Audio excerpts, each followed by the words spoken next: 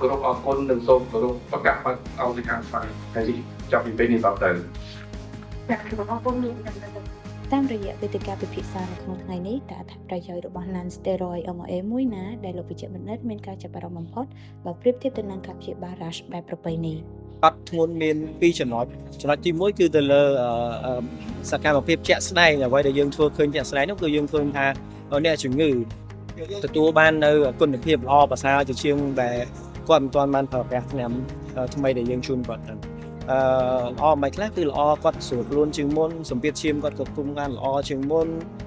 អ្វីដែលសំខាន់គឺទឹកនោមរបស់គាត់គាត់ថាអត់សូវមានពពុះហើយយើងមើលទៅលើលទ្ធផលទឹកនោមក៏ឃើញថា UACR ក៏ចុះនៅចំនួនល្អប្រសើរដែរ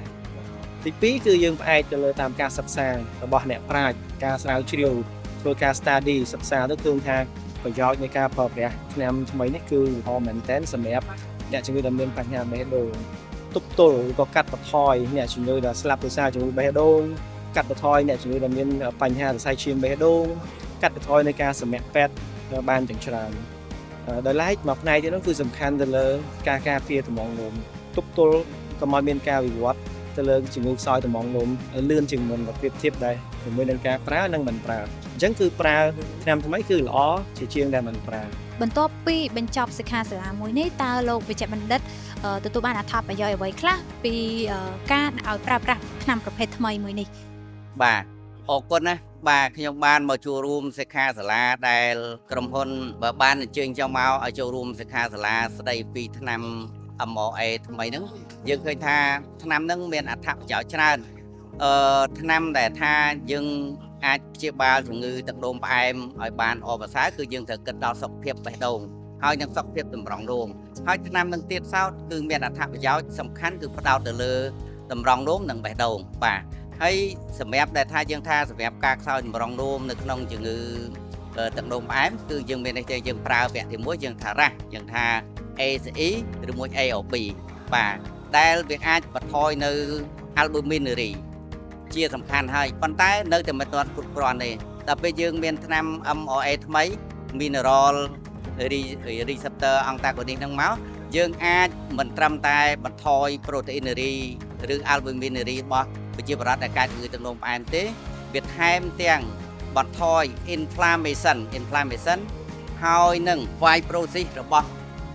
ជាលការតម្រងនោមទៀតអញ្ចឹងវាអាចបន្ថយឲ្យអាយុជីវិតនៃប្រជាពលរដ្ឋបានល្អជាពិសេសកុំឲ្យអាតម្រងនោមហ្នឹងវាវិវត្តងាយទៅដល់នឹងការដំណាក់កាល hemolysis គឺដំណាក់កាលលាងឈាមអញ្ចឹងវាមានអត្ថប្រយោជន៍ច្រើនសម្រាប់ប្រជាពលរដ្ឋបើសិនជាគាត់មានលទ្ធភាពប្រើប្រាស់ហើយក៏ដូចជាគ្រូពេទ្យយើងដែរសម្រាប់ប្រជាពលរដ្ឋណាដែលមានលទ្ធភាពប្រើប្រាស់គួរណាស់តែកាលណាគាត់មាន albuminuria គួរតែប្រញាប់ព្យាបាលគាត់បាទដើម្បីឲ្យគាត់មានសុខភាពល្អហើយចំណាយថវិកាតិចក្នុងការរស់នៅហើយមានគុណភាពជីវិតកាន់ល្អប្រសើរបាទបន្ទាប់ពីការចូលរួមកម្មវិធីនៅក្នុងថ្ងៃនេះនាងខ្ញុំមានសំណួរមួយចំនួនចង់សួរទៅកាន់លោកគ្រូតើការក្នុងការព្យាបាលដោយប្រើប្រភេទថ្នាំគ្រាប់ថ្មីចុងក្រោយទៅលើអ្នកដែលមានជំងឺខ្វះគ្រាប់ឈាមក្រហមហើយគាត់ថែមទាំងជាអ្នកជំងឺខ្សោយតម្រងនោមក្នុងដំណាក់កាលលាងឈាមនិងដំណាក់កាលចុងក្រោយថែមទៀតតើលោកគ្រូយល់យ៉ាងណាដែរចំពោះការព្យាបាលបែបនេះបាទចំពោះខ្ញុំយល់ឃើញថាថ្នាំសេរីចុងក្រោយនេះគឺល្អទីមួយវាជាថ្នាំគ្រាប់អញ្ចឹងអ្នកជំងឺងាយស្រួលទុកដាក់ហើយមួយទៀតយើងមិនបាច់ចាំបាច់ផ្លាស់សេតកឬក៏អីទេហើយមួយទៀតគឺអ្នកជំងឺពុំចាំបាច់ចាក់នាំឈឺទេអញ្ចឹងយើងអាចគ្រាន់តែប្រើជាថ្នាំគ្រាប់លេបស្រួលមានភាពងាយស្រួលដល់អ្នកជំងឺហើយអត្ថប្រយោជន៍មួយទៀតដែលឃើញ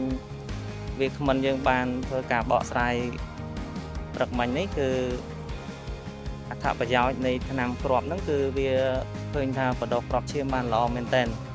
ហ្នឹងហើយវាជាទូទៅថ្នាំសេរីថ្មីវាតែងតែល្អជាងថ្នាំចាស់អញ្ចឹងហើយគេអាប់ដេតមានការអាប់ដេតហើយវាសុវត្ថិភាពវាអីច្រើនជាងថ្នាំសេរីចាស់ Which group of CKD patient would benefit the most of this new oral anemia treatments question I think in terms of group of patient I think it's very important to carefully select the patient because as you may have known ever since the start of diagnosing diabetes, hypertension, CKD, the first thing that comes to mind when the patient is anemic is injection, right? But right now it's different. We have alternative. But it's also important to carefully select the patient. So the group of patients that would probably benefit well from this medication is probably the patients that already have too many injections, or the patients that refuse to get any injection, because those type of patients, it's hard. We do not have a lot of option for them. So before we would have to give them lots of blood transfusion, which is not a good choice for the patient. Now with this oral medication, I think with shared decision, after explaining the possible benefits and the possible disadvantages, I think we can select a group of patients who would really benefit from this medication. And the other point that I would like to address as well is probably the group with poor adherence, or the group of patients who may have challenges in terms of storage of the medication, because if we are talking about erythropoietin, the injection, sometimes you have to put the medication in the fridge and everything, so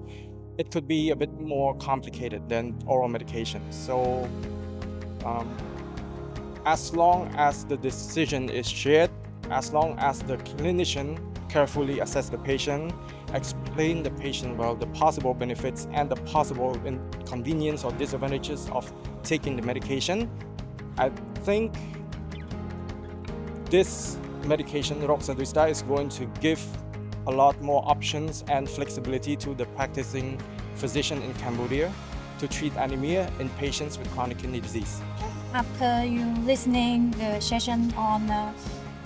non-steroid MRAs, how do you think this new class of medication could change the way we manage diabetic kidney disease in Cambodia? Yes, of course. After that session symposium today, and as the experience also that I am using that medicine much in the last year, how did this patient powerful to help the patient by the slow down progression of the kidney function, even improve the some and much of the kidney function. By that way, the patient feeling much better, like more power, more like stronger, and even the patient, some patient has leg edema. The patient has improving also that, and by that improving the kidney or slow down progression, the anemia that patient has even better also. We can reduce the erythropoietin injection also that by the way.